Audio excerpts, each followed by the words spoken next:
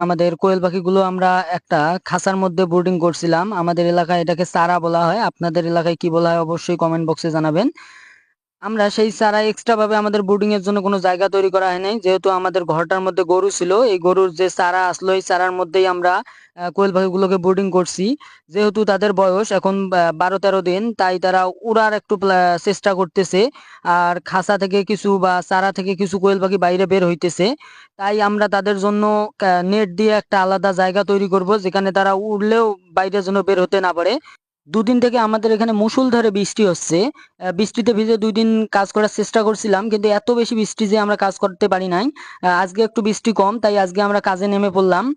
যারা খামার করেন তারা জানেন বৃষ্টি আসলে খামারের পরিচর্যা করা কতটা কঠিন হয়ে যায়। বৃষ্টিতে ভিজে হলেও খামারে পরিচর্যা করা বাধ্যতামূলক, না হলে মুরগি বা হাঁস যে যেটাই পালেন না কেন তাদের পরিচর্যার ঘাটতি হয়ে যায়, তাদের খাবার দিতে হয় বৃষ্টিতে ভিজে।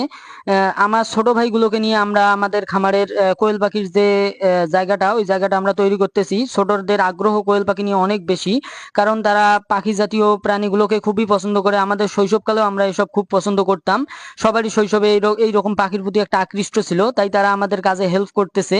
তো জায়গা স্বল্পতার কারণে আমাদের চীন হাঁসের যে গোসল করার জায়গাটা তৈরি করছিলাম, আমরা চীন হাঁসগুলোকে, যেহেতু অন্য ঘরের কাজ চলতেছে, ঘর ঠিক করতেছি, তাই যেখানে চীন হাঁসরা গোসল করতো ওই জায়গাটাতে আমরা আলাদাভাবে কোয়েল পাখির সেট আপ তৈরি করতেছি।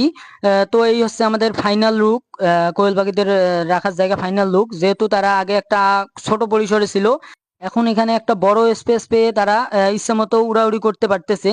তাছাড়া ছোট পরিসরে যদি রাখি কোয়েল পাখিগুলো, যেহেতু 12 দিন বা 13 দিন বয়স হয়েছে, ছোট পরিসরে রাখলে তারা একজন আরেকজনকার গায়ে ঠোকর দেবে এবং চামড়া উঠে যাবে বা গায়ের পশম উঠে যাবে।